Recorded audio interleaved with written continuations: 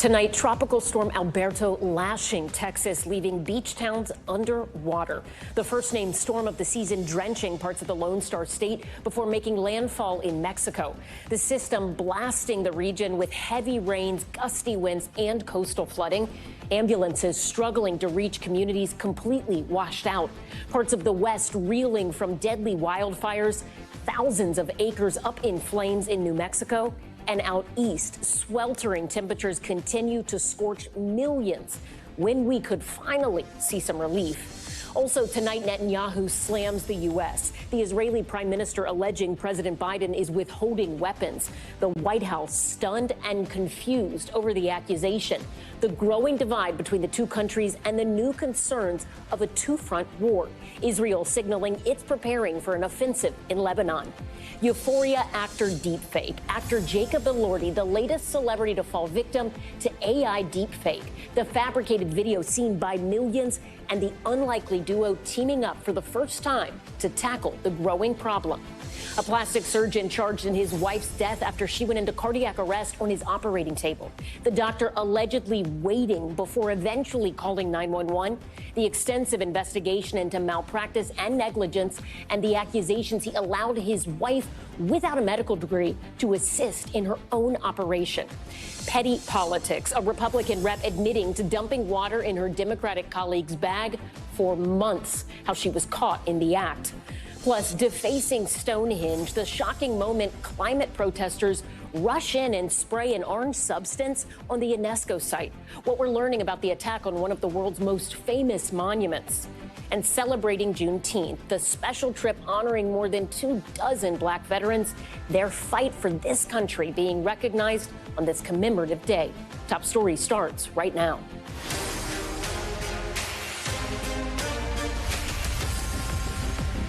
Good evening. I'm Ellison Barber in for Tom Llamas. Tonight, the first named storm of the 2024 hurricane season taking aim at Texas and Mexico.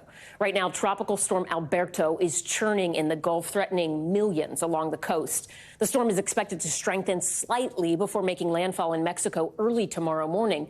But the outer bands of this system are already battering the Texas coast.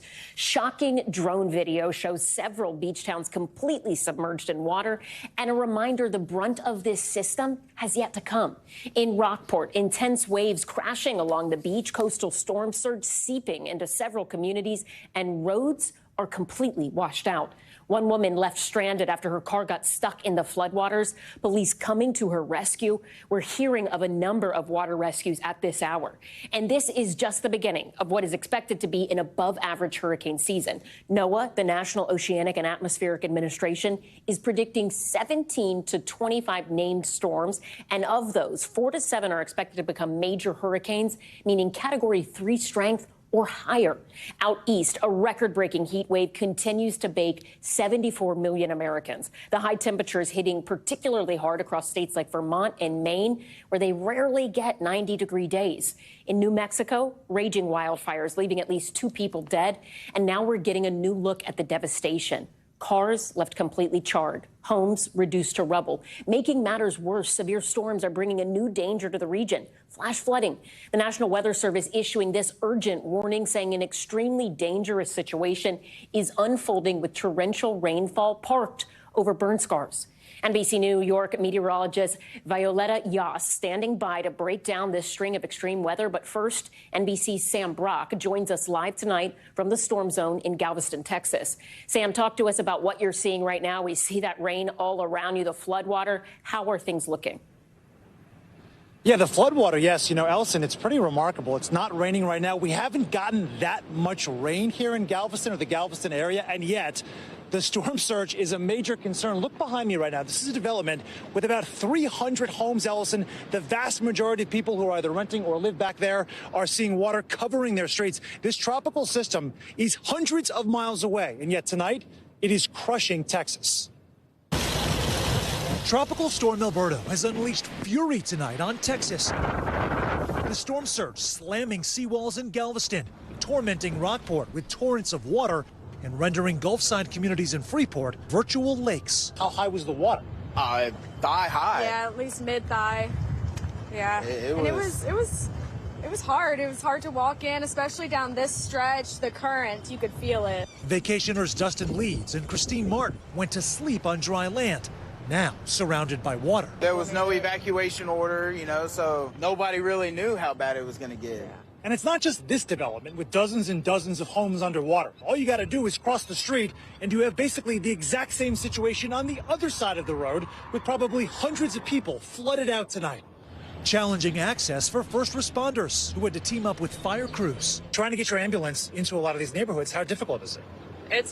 It's impossible. We wouldn't be able to drive into Treasure Island, which is right behind you. There's very few houses we can get to on our own. In Surfside Beach, rescuers coming to the aid of stranded residents by boat as Texas prepped about 20 agencies for emergency action. The flooding in our south coming as heat and fire impact millions across the country.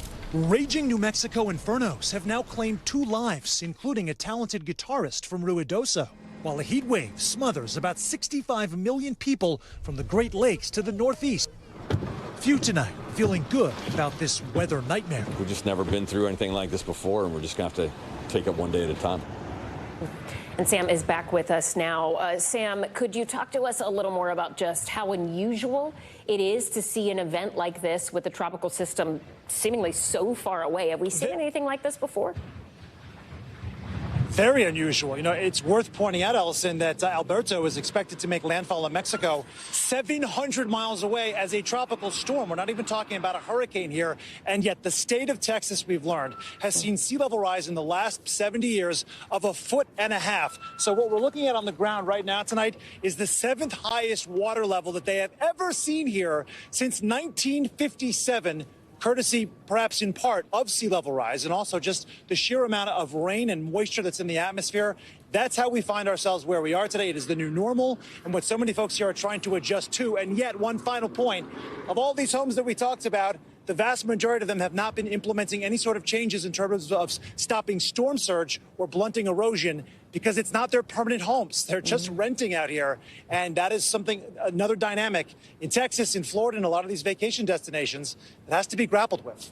Ellison, back to you. A lot to watch. Sam Brock in Galveston, Texas. Thank you. We appreciate you and your reporting. For more on the severe weather threat down south, let's get right to NBC New York meteorologist Violeta Yas. Violeta, what is the latest on Tropical Storm Alberto? It has been a long day in South Texas with that heavy rain moving through all afternoon. The storm is still sitting 170 miles east of Tampico, Mexico. Winds right now 40 miles per hour. That has not changed all afternoon. So we'll have to see if this intensifies a little bit between now and landfall. But the storm, thankfully, is running out of time because landfall is expected very early Thursday morning. You can see the heavier rain now shifting a little further inland compared to how it was parked over the Corpus Christi area much of the afternoon. That being said, though, we still have tropical storm warnings here from Lake Jackson all the way down through South Padre Island. So we'll continue to see that locally heavy rain shift inland here. That track takes the storm right through Tampico, Mexico, with winds of about 45 miles per hour. There's that very slight intensification that I mentioned, but then this is going to weaken across that higher terrain in northeastern Mexico. In terms of those rainfall totals, very heavy amounts, of course, as we've seen right around the Corpus Christi area. Some very severe flooding happening around the Galveston area as well. Most of this intense rain staying just south of San Antonio, but even once the heavier rain subsides, it's going to take some time to get rid of any river flooding or a storm surge and things like that. So it's going to be a long couple of days there in South Texas. And what are you tracking right now in terms of that sweltering heat and also the fires that we're seeing in New Mexico? Yeah, it has been a busy day. A lot of different threats across the country. Let's take a look at the heat right now. At least through Saturday, 78 million people impacted here from Michigan all the way up into Bangor, Maine. Now, where you see the pink shading, that's where we're expecting the more excessive heat. So heat indices perhaps over 100 degrees and feeling just sweltering. Of course, we're past the peak heating of the day right now, but temperature still running pretty high. It's still 92 degrees all the way up in Syracuse. Bangor dropped to 82, Philadelphia 87, New York we're at 80 degrees. But by tomorrow, expecting these highs to return at least into the mid 90s, even all the way up in Bangor, Maine, with heat indices again into triple digits and comfortably into the triple digits. Philadelphia 92 for the high, but feeling like 94 degrees. So of course the humidity making a difference as well. We may see some slight cooling across the Northeast, but unfortunately, the heat for many people is expected to continue right through the weekend here from the mid-Atlantic on into parts of the Midwest. Now, I wanted to take you out to New Mexico really quick. We have two big burn scars here around the Ruidoso area where, unfortunately, thunderstorms are developing, strong thunderstorms, and those, of course, creating very heavy rain. Unfortunately, that runoff has nowhere to go, so we're seeing very severe and dangerous flooding happening here across parts of New Mexico as well. Ellison. All right, Violetta Yas, thank you so much. We appreciate it. Now to the White House, and there is growing tension tonight between the United States and Israel over new accusations against the U.S. by Prime Minister Benjamin Netanyahu. NBC senior White House correspondent Kelly O'Donnell has that story. Tonight, a new and very public breach in a pivotal partnership over the flow of U.S. weapons to Israel, after Israeli Prime Minister Benjamin Netanyahu leveled a stinging accusation, posting a video, notably spoken in English, for an American audience. It's inconceivable that in the past few months, the administration has been withholding weapons and ammunition to Israel. Israel, America's closest ally. Israel says it must defeat Hamas and secure the release of hostages. During World War II, Churchill told the United States, give us the tools, we'll do the job. And I say, give us the tools and we'll finish the job a lot faster. But his charge has been met with surprise at the White House. We generally do not know what he's talking about. The fallout was swift. A meeting expected tomorrow with Israeli officials in Washington is off for now. That session, to discuss threats from Iran, is described as postponed. U.S. officials say they will not reward Israel with such a meeting in response to the Netanyahu video. In May, the Biden administration publicly acknowledged it paused delivery to Israel of a shipment with 2,000-pound bombs. Responding to Netanyahu's message, Secretary Blinken disputed the prime minister's complaint and said that one arms shipment is being evaluated. Because of our concerns about their use in a densely populated area, like Rafah, that remains under review. But everything else is moving as it normally would move. And Kelly O'Donnell joins us now from the White House. Kelly, Biden and Netanyahu have disagreed in the past, but how concerned is the White House about this very public dispute? Well, no question there have been tensions for months, and the president has certainly tried to emphasize his influence on Benjamin Netanyahu, saying that he has been able to try to encourage him to be cautious about civilian casualties. Of course, there's been enormous public outcry about that. The White House has also been very careful on this issue of the videotape statement from Netanyahu to not address it publicly, not wanting to expand the tensions that are very, very visible just below the surface. Ellison? Kelly O'Donnell, thank you. For more analysis on the relationship between the United States and Israel, plus the state of the conflict in the Middle East, Hagar Shamali joins us now. She is the host of Oh My World on YouTube, as well as a former spokesperson for the U.S. mission to the UN and former NSC director for both Syria and Lebanon. Hagar, thank you so much for joining us tonight. You know, we heard there about the White House's level of concern regarding this apparent fracturing between Netanyahu and the Biden administration. How seriously do you take Netanyahu's message? This is a big move. This is a major and wrong move, by the way, by Prime Minister Netanyahu. It's completely understandable for the Biden administration to feel outraged when he's out there lying about these pauses. If those pauses had been true in the weapon shipments, we would have heard it by now. It would have leaked. And the White House had already admitted to one of the pauses anyway. But also it comes off extremely ungrateful when the U.S. is really maybe the only country left strongly supporting Israel that deeply cares about Israel's security. But that said, I will say I was in the White House and I worked very closely with the Israeli government. We had many disagreements. I was there when I was working on the nuclear deal, the Iran nuclear deal, when Netanyahu addressed the U.S. Congress behind Obama's back. And that also outraged the Obama administration. So while this is very serious and it's offensive and counterproductive, it's not going to ultimately change policy or undermine how the U.S. views Israel or its policies to support Israel's security. So the Lebanese militant group Hezbollah released this drone video claiming to show highly populated residential cities in northern Israel, in addition to a military complex belonging to an Israeli weapons manufacturer. We're showing some of this video now. I do want to tell viewers NBC News has not independently verified when this video was shot or its authenticity, and it also appears that it's edited and stylized in what many people would say is like propaganda. Israel's foreign minister, in response to this drone video, warning of a, quote, all-out war in which Hezbollah will be destroyed and Lebanon severely beaten. But Hagar, could Israel really sustain a true two-front war? What is the likelihood that this could even come to that? Well, the fact is that neither side actually wants a war. And on the Israeli side, it's because, no, they can't really sustain a two-sided war at the moment because they need their military in Gaza. And Hezbollah, by the way, is much stronger than Hamas. And so that's not something that Israel's interested in. By the way, Hezbollah is not interested in it either because that's not something the Lebanese public at the moment wants, especially when they're suffering economically so deeply and when the destruction of the 2006 war is still very fresh in the minds of the Lebanese people. So what you see here is a war of words, and each side is trying to flex their muscles with their statements and their grandiose calls for an all-out war and who's gonna lose.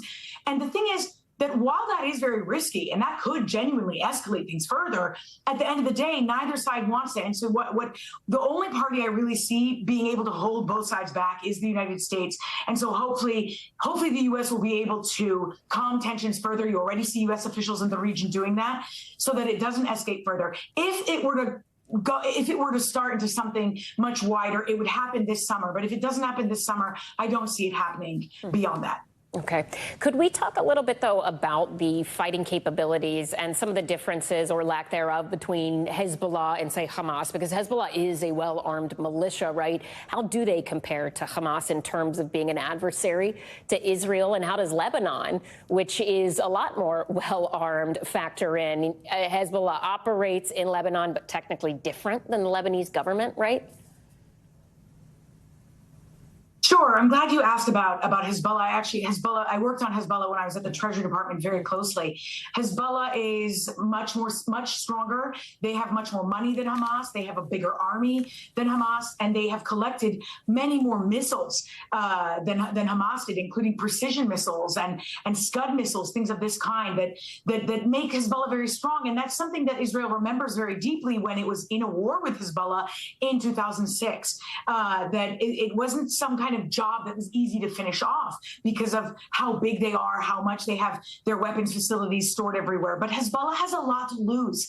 And that's because, unlike in 2006, Hezbollah now does have popular support, a lot of popular support in Lebanon, and it doesn't, and it has a lot of control over the country, and it doesn't want to risk losing that or jeopardizing it, which is why they're going out with these statements like, saying that they'll go against Cyprus if Cyprus helps Israel, or releasing drone footage to kind of show off their technical capabilities. But that said, Hezbollah's been preparing for this showdown for a much longer time period, and that's why they are much larger and a much larger force to reckon with. All right, Hagar Shamali, thank you so much for your time and insights. As always, we appreciate it. Staying overseas, we head now to North Korea and the high-stakes meeting between Kim Jong-un and Russian President Vladimir Putin. The two men announcing a mutual assistance plan in case either country is attacked, alarming the U.S. and Western allies. NBC News international correspondent Janice Mackey-Freyer has the details on the visit. Tonight, North Korea's Kim Jong-un pulling out all the stops in an elaborately choreographed state visit for Russian President Vladimir Putin. The outcast and sanctioned leaders side by side reviewing troops, cheered by crowds of children with balloons. Then in the front seat with Putin behind the wheel. Earlier, a friendly debate over who would be first into Kim's car, which was a gift from Putin last year. The two unveiled a strategic defense treaty promising mutual assistance in case either country faces aggression. The details of it not spelled out, but both calling it a breakthrough. The deepening alliance raising alarms for the U.S. and the West, who have worked to isolate Russia over its invasion of Ukraine. Putin has turned to North Korea, which, according to U.S. officials, has already sent millions of rounds of ammunition, artillery shells, and missiles to help Russia's war effort.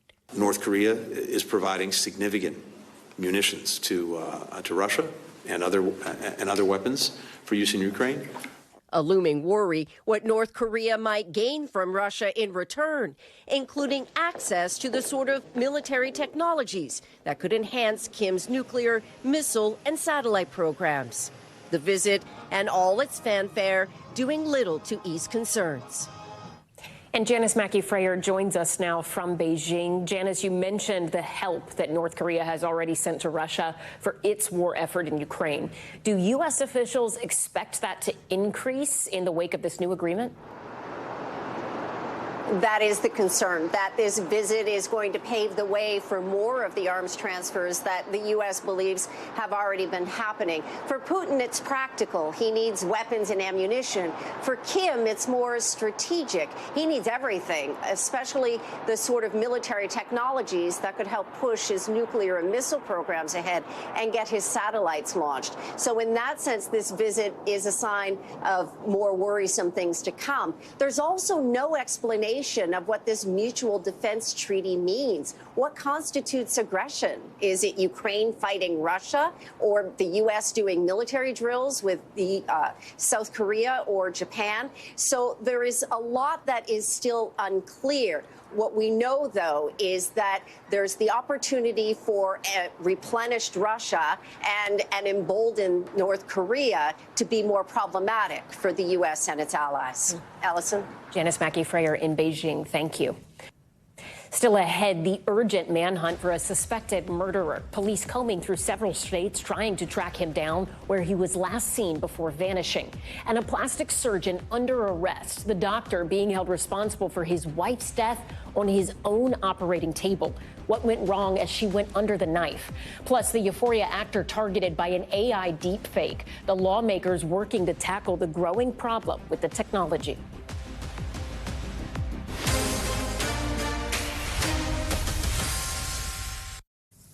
We're back now with the growing crisis surrounding deepfake pornography. The rise of these AI-generated images targeting everyone from celebrities to young teens. Now, a new bill introduced by a bipartisan group of lawmakers is hoping to stop it. NBC's Savannah Sellers has the details. Texas Republican Ted Cruz and Minnesota Democrat Amy Klobuchar joining together to address the disturbing trend of non-consensual intimate images being shared online, including ones created by artificial intelligence. This is increasingly affecting and targeted at minors. Deepfake porn production up 464% last year, as simple AI technology can make realistic-looking, explicit images of anyone. Actor Jacob Elordi targeted this week in a fake video viewed millions of times. Other stars similarly targeted with face swapping or nudification technology include Emma Watson, Scarlett Johansson, and Taylor Swift. But it's far from just celebrities. I was just thinking, like, this is my photo from my Instagram. Why would there be a body that's not mine on it? Elliston Berry says she was 14 when fake explicit images of her, created by a classmate in her Texas high school, spread via Snapchat. Did it feel like there was anything you could do about it?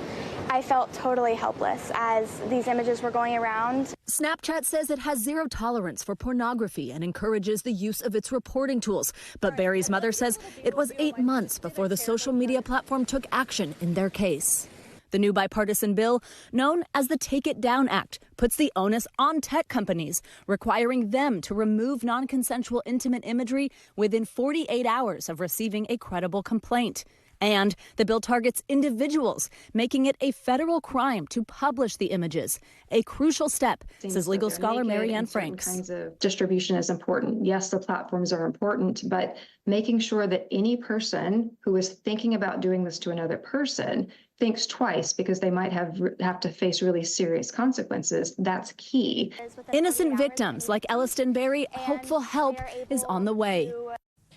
And Savannah Sellers joins us now on set. So let's talk about the legislative possibilities here, because there are 3 different bills, if I'm not mistaken, related to this deep fake AI pornography space, if you will. What is going on there, and how likely is it that Congress could act? That's right. And actually, what's interesting about it is that it actually comes at a time generally where Senate Majority Leader Chuck Schumer is pushing his chamber to do something about this. The Senate even released what they called an AI roadmap, where they kind of talked about touch points and things that they were going to do about this. On that roadmap, one of those things that they say they want to tackle is this non-consensual distribution of intimate images. So it's something that's super important to them. Interestingly, though, earlier this year, Dick Durbin had introduced a bill. It was blocked, didn't even make it to that vote.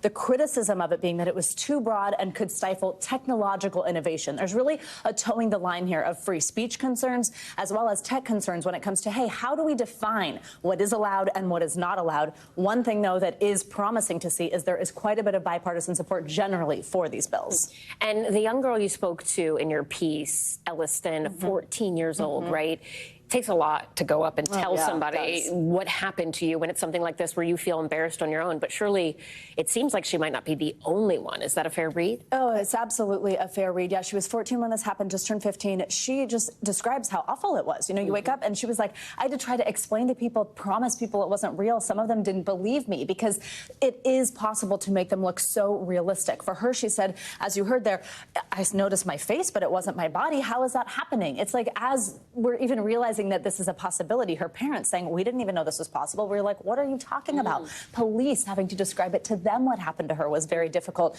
because it's new to all of us to understand exactly how this is happening. But then that really important piece of it, how to punish, how to stop this from happening. That's one of the interesting things, too, about this bill is that what it's really tackling is the distribution of these, not the creation of these. That other bill I mentioned earlier this year did try to tackle that, but again, sort of dead in the water for now. So that'll be a big piece of this. Unfortunately, this is starting to happen across the country, this sort of classmate on classmate activity. Young boys, typically, these apps, very concerningly, are only very good at creating these fake images of women. So a lot of times young boys making these images of their female classmates and spreading them through apps like Snapchat you heard there. Savannah Sellers, important reporting. Thank you. Now to a disturbing case out of Florida. A plastic surgeon charged in his own wife's death after she went into cardiac arrest on his operating table. State health officials alleging he allowed her to assist in her own procedure and waited up to 20 minutes to call 911 after she started seizing. Do you need abdominal liposuction or a tummy tuck? Tonight, this Florida plastic surgeon facing a homicide charge after his wife went into cardiac arrest on his own operating table. Caller reported a 32-year-old female was undergoing a procedure for a lipo fat transfer. Dr. Ben Brown arrested by the Santa Rosa County Sheriff's Office for manslaughter by culpable negligence for the November 2023 death of his wife, Hillary. An investigation by Florida's Department of Health found that on the day of her operations, her scar revision, liposuction, and lip injection procedures, Hillary Brown prepared her own IV bags and took a handful of pills, including Valium, all without training or supervision. During the operation, her husband injected her with a concentration of the anesthetic lidocaine. Shortly after, Hillary reportedly told her husband her vision started to blur and that she saw orange. After another injection, she became unresponsive and began to have a seizure. Dr. Brown's assistants reportedly asked if they should call 911, and Dr. Brown said no repeatedly and waited 10 to 20 minutes to begin CPR, according to the report. Eventually, Dr. Brown instructed an assistant to call 911, and Hillary was taken to a nearby hospital where she died on life support days later. An attorney and legal analyst we spoke to says the state will need to make the case Dr. Brown's behavior amounted to more than malpractice. I do think that this case is important in showing the difference between regular malpractice cases and homicide cases or manslaughter cases where a doctor so significantly deviates from the standard protocols that it's more than ordinary negligence. It is a true reckless disregard for human life. The Department of Health highlighting patterns in Dr. Brown's behavior, finding that he let Hillary perform medical tasks, including laser treatment and injections on patients. An attorney representing Dr. Brown, who is out on bond, telling NBC News, quote, Dr. Brown intends to plead not guilty and vigorously fight the allegations against him in court. In May, the Florida Department of Health put an emergency restriction on Dr. Brown's medical license and have asked the state board to make that restriction permanent. Dr. Brown's next court date is scheduled for July 11th. When we come back, petty politics. A state lawmaker in Vermont caught on camera pouring water into the bag of her colleague, how long this was allegedly going on, and how she is responding.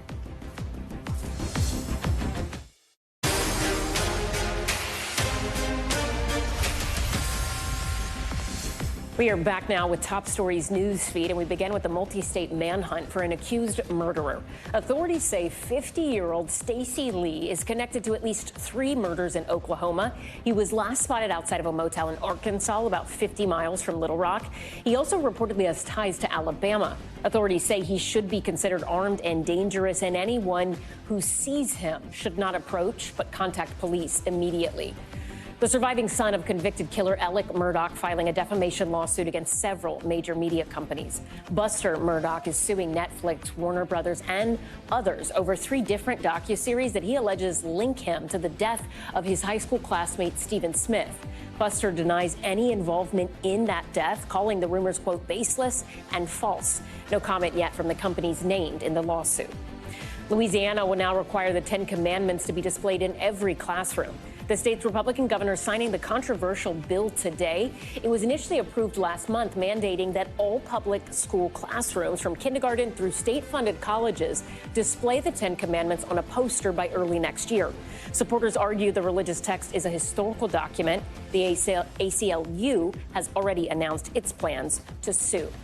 And a shocking moment caught on camera at a Vermont state house. New video shows Vermont Republican Representative Mary Morrissey pouring water from a cup in the tote bag of her Democratic colleague, State Representative Jim Carroll. Carroll, who discovered his bag soaked weekly for months, set up a camera to investigate. Morrissey apologized for the incident on Monday, but so far her motives remain unclear. We are turning now to the Americas and a huge money laundering bust by the Department of Justice. U.S. officials announcing charges against 24 individuals that link the violent and deadly Mexican Sinaloa drug cartel to an underground Chinese bank. This is just the latest connection between Chinese criminal organizations and Mexican cartels.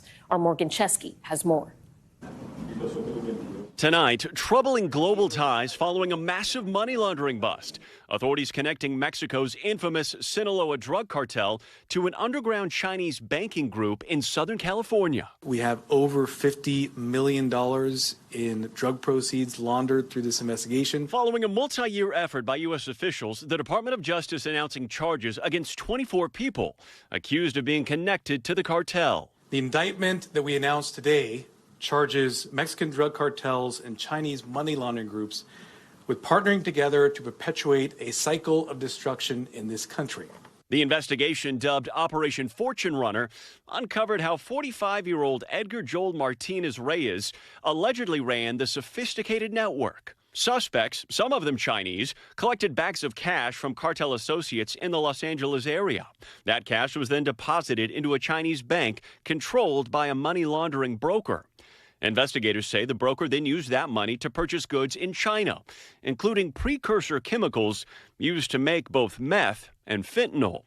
Chinese associates would then send those purchased goods to Mexico, where they were sold or chemicals further processed into drugs. The cash from both eventually ended up in the hands of the cartel to pay for smuggling drugs to the United States. Martinez Reyes' attorneys did not immediately respond to a request for comment. Federal authorities credit China with cooperating with the investigation to make arrests, but Chinese officials still question the extent of their country's involvement. The fentanyl problem is rooted in the U.S. itself, officials say. The U.S. fentanyl crisis started from overprescription and developed due to many complicated factors. Search warrant, open the door! This is not the first time we are seeing ties between China and cartels. The Chinese criminal organizations have such a desire for U.S. dollars in cash that they're getting into a variety of criminal enterprises to create that cash. A U.S. Treasury official told our own Jacob Soboroff the Chinese criminal organizations then launder money from cartel meth, fentanyl, and other drugs through cash loans, sometimes given to unsuspecting Chinese nationals. By working together, they've been able to get millions, if not billions of dollars out of China into the United States, and they've been able to use a synthetic drug trade to do it. A transcontinental web of crime. now coming into focus, but far from being solved. And Morgan joins us now from Los Angeles. Morgan, you mentioned authorities have charged 24 individuals in all. Do we have any idea if they are in custody tonight? Yeah, Allison, it appears authorities are not wasting any time here whatsoever. Of those 24 that were indicted, we know that 22 are already in custody. One of them was brought into custody in China back in May. Another tracked down in Mexico just last week. Allison? Morgan Chesky in Los Angeles. Thank you. We are also following other international headlines on Top Stories Global Watch, starting with the fire at a military ammunition depot in Chad. New video shows explosions lighting up the sky over the capital city of N'Djamena. Officials say the fire caused a series of blasts that sent artillery shells into nearby homes. 9 people were killed, 46 were hurt. No word yet on the cause of the fire. Colombia now giving legal status to 500,000 Venezuelan migrants. The special legal status is being granted specifically to more than 540,000 adults who are already caring for minors and who have permission to live in the country. Millions of Venezuelans have fled to Colombia to escape the political and economic turmoil back home. And Russia has sentenced a U.S. soldier to nearly 4 years in a prison colony. 34-year-old Gordon Black had been stationed in South Korea when he traveled to Russia to visit his girlfriend without telling his superiors. The girlfriend accused him of stealing about $100 from her and threatening to kill her. Black pled guilty to the theft but says he did not harm her. He is now one of several Americans jailed in Russia. We turn now to the shocking scene at one of the world's most iconic landmarks. Climate protesters arrested after spraying orange paint on Stonehenge. Other visitors attempting to step in and stop them. The stunning act of vandalism coming just one day before thousands of people are expected to gather there for this year's summer solstice. For more on all of this, NBC News correspondent Danielle Hamanjan joins us now from London. Danielle, I think a lot of people saw this video and were shocked and surprised, just given how iconic this monument is. We have seen climate change protesters do something like this in the past, but the timing of this also, I guess, raising some eyebrows or making this more noteworthy to a lot of people. What do we know about the incident and the group behind this? Yeah, it's really hard not to gasp when you see those pictures, isn't it? 2 people, climate protesters, spraying powder paint on one of the most recognizable prehistoric monuments in the world. You can see members of the public rushing towards them, one trying to tackle the other. They belong to Just Stop Oil, the group. And as you know, there's a UK election campaign here in full swing, and their demand is that the next UK government end the extraction and the burning of oil, gas, and coal by 2030. A brief history lesson here for viewers. Why is this place so iconic? Why is it so important? It's a UNESCO heritage site. It's one of the most famous landmarks in the UK, but it was built 5,000 years ago. And incredibly, it is in perfect alignment with the sun. We don't know who built it, who created it, but we now know who was arrested for trying to damage the temple. A 21-year-old student from Oxford University, a 73-year-old man who was quoted as saying that the orange cornflower used to create the eye-catching spectacle will wash away with the rain, but not the climate crisis unless the leaders act. And speaking of leaders, Danielle, have we heard anything from officials who maybe could do something to change or do some of the things that these protesters are demanding? Have they commented? The reaction was swift. UK Prime Minister Rishi Sunak saying that this was a disgraceful act of vandalism. Keir Starmer, the man running to replace him, the leader of the opposition currently, said it was outrageous and that Just Stop Oil was, quote, pathetic. As you mentioned, it's still open. Tomorrow, thousands are expected to celebrate what we see every year, the summer solstice. Interesting stuff, Danielle, in London. Thank you. Coming up tonight's Spotlight interview, a new book detailing former President Trump's time on the hit show The Apprentice and the months that followed his 2020 election loss. The author joins Top Story next, telling us about the several interviews he had with Trump while writing this book.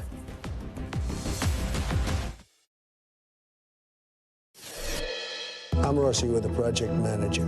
Yes. And you not only lost, you got creamed. You know, I've always been a big Omarosa fan, but Omarosa, you're fired. And that was an iconic clip from season 7 of The Apprentice. Donald Trump firing Omarosa Manigault Newman after her team lost a fundraising competition to English broadcaster and eventual winner, Piers Morgan. Trump hosted and co-produced The Apprentice for 14 seasons on NBC, making it one of the most watched television shows really in quite a while. The show portrayed Trump as a savvy, cutthroat businessman with the now iconic catchphrase, "You're fired." The fame he gained on that series helped launch his political career, making him a household name across the nation that would later elevate him to the office of the presidency.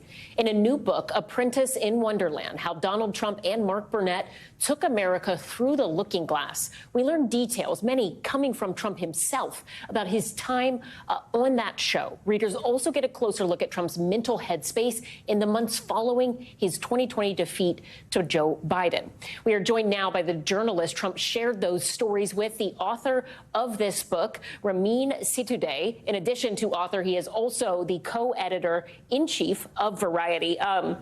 Ramin, let's just start with this book because we were talking about it before. I can't get enough of this cover. It's so eye-catching because you're looking at it and you immediately recognize that's Donald Trump. These are important TV people. This is his family. And then you're brought into this world of Alice in Wonderland, a children's book. For you, what are the parallels between The Apprentice, Donald Trump, and this children's story that many Americans know so well? So Alice in Wonderland is a parallel that is mentioned in the book throughout the book because we, like the American public, like Alice, were sent down the rabbit hole, right, through the looking glass, where we have an alternate reality where a president who was a reality star is now commander-in-chief in 2016, and he's used to playing a character that he played on The Apprentice, which was a very successful show for 14 seasons, but he's not really a leader, he's not really a commander-in-chief, and he's trying to make the American public believe that he is. This book is based on unprecedented access to Donald Trump. I sat and talked to him 6 times from 2021 through 2023. And it really, we look back on the show, but it also looks forward into Donald Trump's headspace, what drives him, how he thinks of his legacy, and all the feuds that are still really consuming him in his post-presidency period. Talk to us about the progression of those interviews. As you said, it was 6 different interviews, and you're talking about a time shortly after the 2020 election when we're seeing him in Georgia saying this was stolen, raising all these different questions, all the way up until him about to face criminal charges, the trial in New York, while he's also running again. What did you notice in his headspace that seemed to change throughout the course of your interviews? So the first time I talked to him was in May 2021. It was shortly after he left the White House. He was deflated. He was resentful. He was angry. He would talk about The Apprentice, and then he would shift to talking about how I needed to pay attention to the news because there's big news coming out of Arizona about ballots that were missing, ballots that were coming out. Obviously, none of this was true, but he lived in a delusional, fake reality where he thought that there were things that were going to come out, there was news that was going to come out to vindicate the fact that he won the election, and he was very upset and a very sad man. And then I talked to him again throughout the years, but the last interview in person was in November of 2023 during the New York trial, and actually on that day, Don Jr. was taking the stand, and I was expecting for him to be also very upset and disturbed by what was happening, but he actually wasn't. He was happy. He was excited. He was looking at his poll numbers, and he liked the fact that all these headlines were about him, even under such dark circumstances. So it was an interesting progression for me to see Donald Trump post-presidency versus him getting ready to run for the White House again. He wants the spotlight. He wants to be on TV. He wants to be famous, and that's one of the arguments of the book, is that Donald Trump is a reality star and doesn't care if the press is good or bad. He just wants press. It's really interesting because we have seen his campaign constantly seize on these moments that on paper would be bad, but then in Georgia, we saw after that mugshot was released, they had one of their best campaign fundraising days since they had launched this latest campaign. When you look at where things are right now, and based on especially that last interview you had, what do you think are the nuggets that voters in particular should pay attention to, regardless of what they think of the Trump they know, to learn more about him and what may come next? I want voters to read this book to really peel back the curtain on who Donald Trump is and get inside his head. I spend a lot of time with him, and I think I very successfully get inside Donald Trump's head and show what it's like to be around him, what motivates him, what drives him, and his philosophy and his thoughts about the presidency. He sees it really as a job where he's acting to play the leader and commander-in-chief and an extension of his run as the Apprentice. He isn't looking at it as a political job. He isn't looking at it as a place where he's going to pass legislation. He just wants to be in charge, and he wants to be entertaining, and he wants people to like him. You know, one section early in this book that struck me is when he starts to talk to you at some point about the actress Deborah Messing, who was on the NBC show Will and Grace, and they kind of ran side by side for quite a while. And he talks about her being brutal. And you have this long graph where at the end you say you had the realization that maybe this conversation will keep going into dinner and that you might actually be the one trying to escape the conversation. Usually when we're doing interviews, I know this, most journalists know this, we want more time. And to be in this position where he's just really all wanting to talk to you, but you also said he didn't appear to listen very much. What was going on there, and particularly that Deborah Messing back and forth? Because I think that has surprised a lot of people as just, to be frank, I think weird in a lot of ways of it was so long ago. Why? Why her? Why still? It was shocking to me. He kept bringing up Deborah Messing in our conversations. Initially, it was about what she would say on Twitter about him when he was president and how nasty she was and how awful she was. And then we really got to the root of what was happening when he told me a story about how he once saw her and he found her to be very attractive. He thought she had beautiful hair, speaking in kind of creepy language about her in the same way that he was talking on the Access Hollywood tape. And it was a very strange non sequitur that he kind of threw into our conversation. But that's what it's like being around Donald Trump. He jumps from one topic to the next. And on TV, with the help of editing, he's coherent and makes sense. But in real life, when you sit through it, it is very confusing. And before we let you go, there is more that people will be able to learn about what it was like to work with Donald Trump, not just while he was in the White House, but prior. What are some stories there that stood out to you? What was interesting was how much he loved being on the show, how involved he got with the contestants. He personally tried to mentor them. He would spend time with them when the camera stopped rolling. One of the contestants told me it was like he started playing this character and then the character consumed him and he started to believe that he was the person he played on The Apprentice. And I found that to be very fascinating. Really interesting stuff. All right, this book, Apprentice in Wonderland, Ramin Sedudeh, it is out right now. Pick it up, and I am excited to finish reading this copy. Ramin, thank you so much for being here. Thank you very much for having me. When we come back, the first ever Juneteenth honor flight, the historic event paying tribute to black veterans while also celebrating the end of slavery. The powerful moment the group of heroes touched down in the nation's capital on a day that means so much to so many.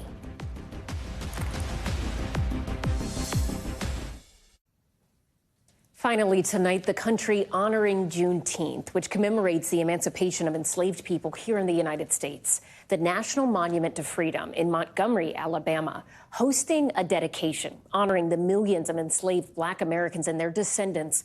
More than 120,000 names engraved on the monument. And in Dallas, Opal Lee, known as the grandmother of Juneteenth, participating in her annual Walk for Freedom March. And the United States colored troops and Buffalo Soldier reenactors leading a parade in the nation's capital. That is where we find Arya Michal Sindor reporting on the first of its kind flight honoring more than 24 of America's black veterans.